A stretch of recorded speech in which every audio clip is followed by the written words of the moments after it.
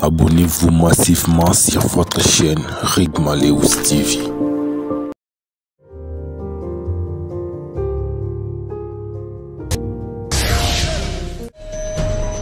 Rigmaleous TV, édition spéciale, écho de la gratuité. Gratuité, il faut qu'on sépare yango dans conditions socio-professionnelles et enseignants. Et ce qui enseignant a motivé, ça impacte sur la qualité de l'enseignement, pas la gratuité. Batika gratuité wana maki abato fachi na memi na umemamoti na suka. Qui fait quoi, comment et pour quels résultats? Les animateurs de l'EPST de la ville-province de Kinshasa se sont vus soumis à un véritable exercice de redevabilité devant le ministre national de l'EPST, Tony Mwaba Kazadi. Nous voulons qu'après cette mise en place, qu'on n'aille plus à régler des problèmes de nos provinces éducationnelles à partir de Kinshasa.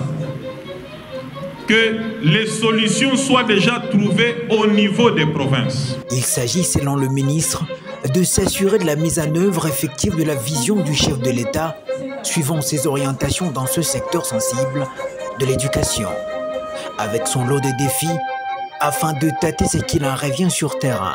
Nous avons été très satisfaits d'abord parce que lui, il donne des orientations, mais le suivi de la mise en œuvre de ces orientations, c'est nous au niveau des provinces. Et là, j'ai de la matière pour savoir chaque jour comment encadrer les nôtres, comment faire le suivi. Tour à tour, les directeurs de 5 provinces éducationnelles que compte la ville-province ont ainsi fait un état des lieux exhaustif sur le rendement, l'efficacité et les réalisations, mais aussi les difficultés dans la mise en œuvre des réformes en présence des autorités nationales du secteur, les partenaires éducatifs et même quelques députés nationaux élus de Kinshasa. Toutes les 5 provinces, les prophètes sont passés pour que chacun présente tout ce qui marche et ce qui ne marche pas.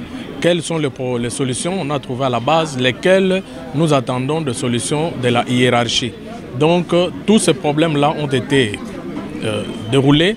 Nous lui avons donné tout ce qu'il fallait pour qu'à son tour, qu'il puisse préparer ce qu'il faut pour que les provinces fonctionnent sans problème. Les partenaires éducatifs constitués des syndicats, le directeur national du CECOP et l'inspecteur général à l'EPST ont eux aussi eu à dire pour dénoncer entre autres les écarts de certains responsables.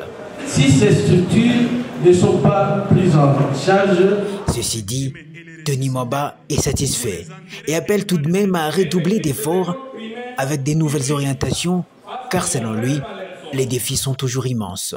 Je suis satisfait également de l'évaluation de la mise en œuvre de la gratuité, et c'est vrai, dans toutes les écoles primaires publiques mécanisées, la gratuité c'est une réalité.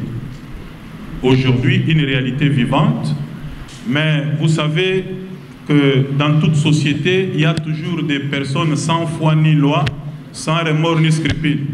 Vous pouvez tout faire. Vous ne réussirez jamais à les rendre ni meilleurs ni moins dangereux.